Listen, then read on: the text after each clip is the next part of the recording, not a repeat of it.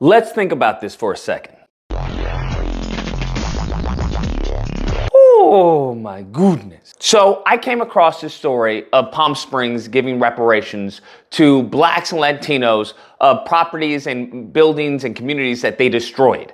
And they gave them about $5.9 million. And I know a lot of people were like, oh my God, that's such a lot of money, or that's really good that they're doing that. And I just wanted to bring some context, because it had me thinking about what's going on right now currently with people talking about, hey, Black Americans, we deserve reparations. You have, FBA and ADOS and everyone. And they're talking about, hey, we, cut the check, hashtag reparations now. Now, to put Palm Springs in perspective, mind you, they destroyed their communities, evicted families wrongfully, burned down their houses, okay? That's what they did. Short leases attracted the families of color who were allowed to build their community on the land. But that all changed in 1959 when the federal government changed the law, allowing the land to be leased up to 99 years. The city took control over this area and burned and bulldozed us out without sufficient, proper, and in many cases, no notices at all. People literally went to school and work and came home to find their home and possessions gone. And in response to that $5.9 million is divided by 1,200 people. 1,200 people, if you do the math, that's roughly about, $5,000. Okay, if we round up, it's about $4.9 thousand. They gave these people $5,000 for destroying their homes and their communities. Damn. Just keep that right there, bro. Just keep that in mind. Now, when it comes to reparations federally, I follow, Dr. Darity. And Darity talks about how what it's going to cost for, to close that wealth gap is going to be roughly around $14 trillion. Damn. Now, I want people to understand that the GDP of this country is roughly, I believe, around 27. He believes that the country is going to give Black Americans, who are descendants of chattel slavery, roughly half of the GDP of the US. What? And if you believe that, in the video right here, I have nothing more to say to you.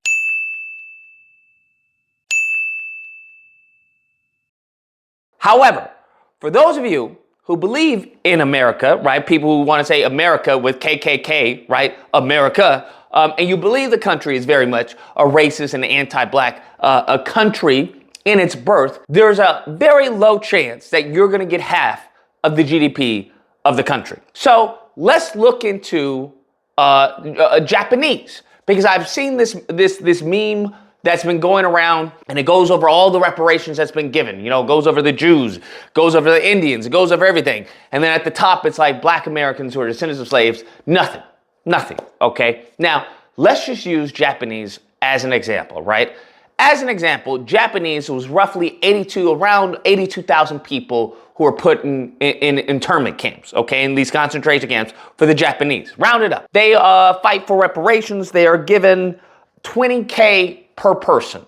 $20K per person in 1988. Now, you do that math, that's roughly around, I think it's about like a 1.6 billion or something like that. That was the bill, 1.6 billion. Now, if we just substitute us for the Japanese, and I know many people are like, yo, 20K is nothing, Lucas. 20K for, slavery, for Jim Crow, for redlining, for all, I hear you. I'm just using this as an example. Take into account the 20K and adjust it per inflation for today's numbers. That would be roughly around $54,000, okay? $54,000. We have to take into account, because it's not really the amount, we have to take into account how much is this divided amongst us.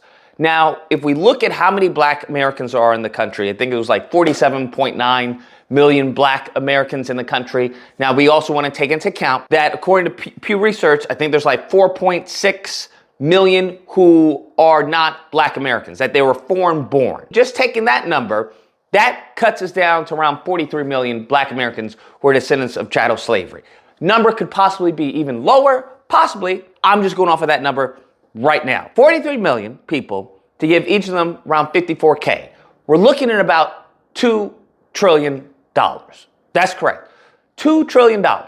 Damn. Now, From my understanding, that's probably around or even more than some of the omnibus bills that Congress has passed.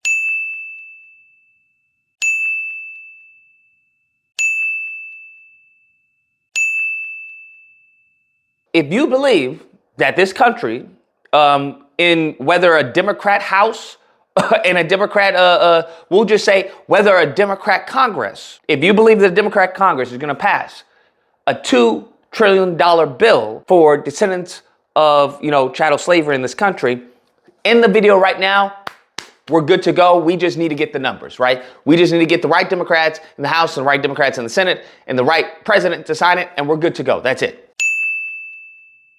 If you don't believe that that's a feasible plan, that that's a viable option for us in this country, then we have to start thinking outside the box, okay? Perhaps direct cash payments should not be the leading argument, because I know a lot of these grifters online, I know a lot of these hustlers and these grifters want to say, direct cash payments, pay me my money. I hear you. That sounds good, like on Twitter Spaces. That sounds good in like a YouTube video, right? That sounds good. But in actual reality, it's very unlikely. He's out of line, but he's right. What we know of direct cash payments, if that's the route you want to go, you can go that route. I don't see it to be viable, because if you don't even like 54K, if you think 54K is nothing, I've heard people talk about, hey, I want $1 million, at least $1 million. You're talking cuckoo for Cocoa Puffs. But other options that will benefit this specific group of people, such as, a tax exempt status. I think that would benefit us. I think there should be a shotgun approach at this, because that's the only way this is going to be viable in Congress. You take a shotgun approach. That way you can now negotiate. Well, maybe not, free, free college. Maybe we can do free, K through 12. Maybe not tax exempt status. Maybe we can do tax exempt status, up until a certain amount. You're going to give and take. That's how that's going to work. So you want to have a shotgun approach. So there's more area to negotiate. This is just classic sales. So what my suggestion would be, and once again, it's just a suggestion. I'm a very small drop in the water in this big giant pond. But my suggestion would be to think outside the box in regards to what would benefit you, but as far as your lineage down the road, right? If we can pass on this, I don't know, maybe these tax credits or something to your offspring, and they pass it off to their offspring or something, right? The whole point would be to lift us up as a collective so that we can, hopefully close this wealth gap that Dr. Darity talks about. But as far as him talking, regarding 14 trillion, I hear you. I don't disagree. I hear you. I just don't think that to be a viable outcome. Anyways, guys, that's a video. Let me know what you guys think. Whether or not you believe Lucas, no, that's bullcrap. They're gonna pay, and that's it. That's the end of story. This is the debt that's owed, and this is the debt they're gonna pay. Simple as that. Or you have to believe. I appreciate your energy and your fervor. I just don't see it playing out that way. I could be wrong. Wouldn't be the first time.